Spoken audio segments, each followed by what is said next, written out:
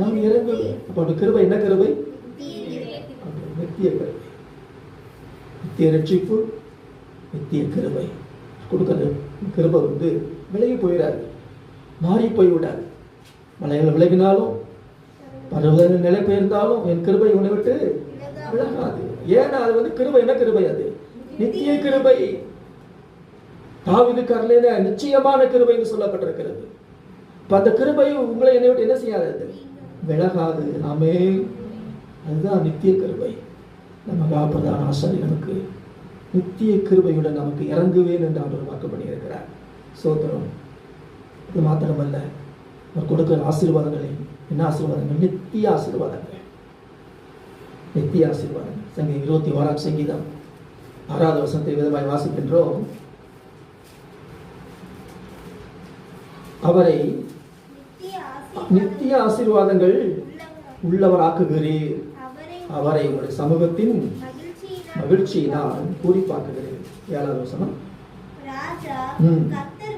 கர்த்தர் மேலில் நம்பிக்கையாக இருக்கிறார், உன்னதமானவருடைய தயவினால் அசைக்கப்படாதிருப்பார். இந்த ராஜா யாரு? தாவீது ராஜா சொல்லப்பட்டிருக்கிறது. அவரை நித்திய ஆசீர்வாதங்கள் உள்ளவராக்குகிறார். தாவீது ராஜாவை மட்டுமல்ல, உங்களை என்னை ஆண்டவர் எப்படி ஆசீர்வதிக்கிறார்? நித்திய ஆசீர்வாதங்களினால். ஆமென். நித்திய ரட்சிப்பை கொடுக்கிறார், நித்திய கிருபையை கொடுக்கிறார், நித்திய ஆசீர்வாதம்.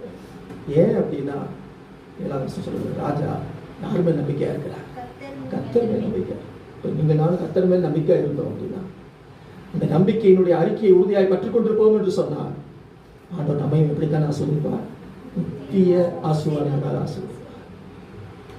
இம்மைக்குரிய ஆசீர்வாதங்கள் மட்டுமல்ல, இம்மைக்குரிய ஆசீர்வாதங்களையும் ஆசீர்வதிப்பார், மறுமைக்குரிய ஆசீர்வாதங்களையும் அல்லேலூயா.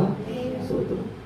அது மாத்திரமல்ல, இந்த இயேசுவாகிய பிரதான ஆசாரியர் இன்று நமக்கு அவர் எதை செய்து கொண்டிருக்கிறார்? எனவே செய்து முடித்த காரியங்களை நம்ம பார்த்திருக்கிறோம்.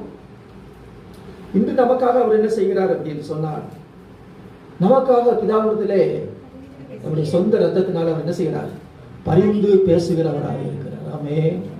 சொந்த ரத்தத்தினால் ஒரு மனிதன் பாவம் செய்த பொழுது, ஆண்டவரே நான் பாவி என்பதை நான் ஒத்துக்கொள்கிறேன், என் பாவங்களை மன்னியும், பாவியாக என் மேல் கிருபையாயிரும் என்று சொல்லி அவரை நோக்கி பார்க்கும் பொழுது தேவன் என்ன செய்கிறார்? பிதாவே இவர்களுக்கு தாங்கள் செய்கிறது என்னதென்று அறியாதிருக்கிறார்கள் என்று சொல்லி இந்த பாவம் செய்த மக்களுக்காக என்ன செய்கிறார்? பிதாவின் சமூகத்திலே தன் சொந்த ரத்தத்தை வைத்துக் கொண்டு என்ன செய்கிறார்? பரிந்து பேசுகிறார். அதைத்தான் 1 யோவான் 2ஆம் அதிகாரம் 1வது வசனம்.